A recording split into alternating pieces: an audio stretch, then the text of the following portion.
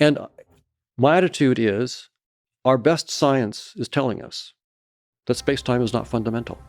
So why is that important here? Well, for centuries, deep thinkers thought of earth, air, fire, and water as the fundamental elements.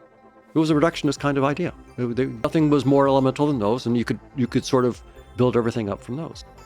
When we got the periodic table of elements, we realized that, of course, we want to study earth, air, fire, and water. There's combustion science for fire. There's sciences for all these other things, water and so forth. So we're going to do science for these things, but fundamental? No. If you're looking for something fundamental, those are the wrong building blocks. Earth has many, many different kinds of elements that project into the one thing that we call Earth. If you don't understand that there's silicon, that there's iron, that there's all these different kinds of things that project into what we call Earth, you're hopelessly lost. You're not fundamental. You're not going to get there.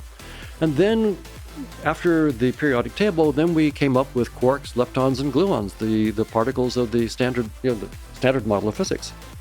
And so we actually now know that if you really want to get fundamental,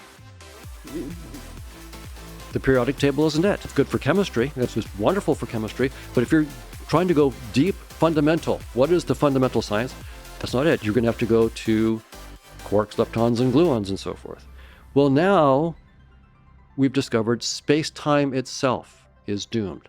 Quarks, leptons, and gluons are just irreducible representations of the symmetries of space-time. They're saying it's doomed in the sense that we thought it was fundamental. It's not fundamental. It's a useful, absolutely useful and brilliant data structure, but there are deeper data structures like cosmological polytope. And space-time is not fundamental.